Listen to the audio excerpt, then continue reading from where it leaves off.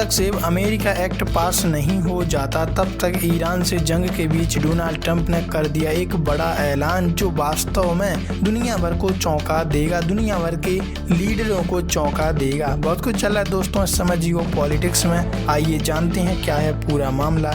खबर सामने आ रही है, जब तक सेव अमेरिका एक्ट पास नहीं हो जाता तब तक ईरान से जंग के बीच डोनाल्ड ट्रंप ने कर दिया बड़ा ऐलान।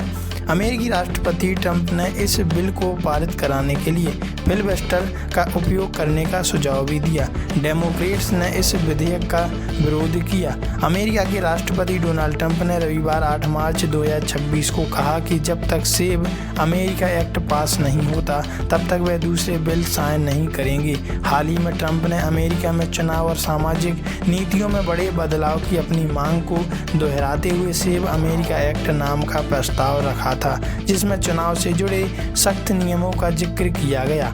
सेव अमेरिका एक्ट को लेकर ट्रंप का बयान।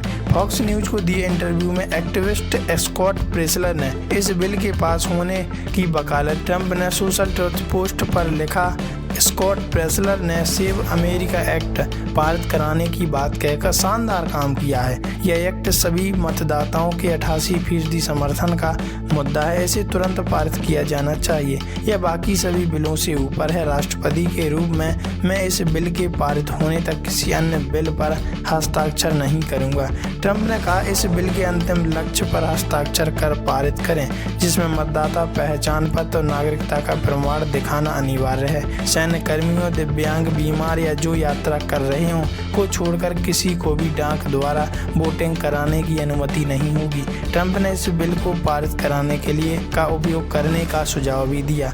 डेमोक्रेट्स ने इस विधेयक का किया विरोध। सेव अमेरिका एक्ट को सदन के रिपब्लिकन सदस्यों का भरपूर समर्थन प्राप्त है और यह पिछले कुछ वर्षों में निचले सदन से 3 बार पारित हो चुका है। हालांकि डेमोक्रेट्स ने इस विधेयक का विरोध करते हुए दावा किया है कि इससे पंजीकृत मतदाताओं को चुनौतियों का सामना करना पड़ेगा और लाखों लोग मतदान करने से हिचकिचाएंगे। अमेरिकी संघीय कानून के तहत गैर अमेरिकी नागरिकों के लिए मतदान कराना पहले से ही गैर कानूनी है और इसके चलते आपराधिक आरोप और देश से निकाले जाने की सजा हो सकती है। डेमोक्रेट्स के अनुसार यह कानून उन मतदाताओं को भी प्रभावित करेगा जो पहले से पंजीकृत हैं, यानी वे अपना पता बदलते हैं, अपना नाम बदलते हैं या किसी अन्य कारण से अपना रजिस्ट्रेशन अपडेट करने की जरूरत होगी।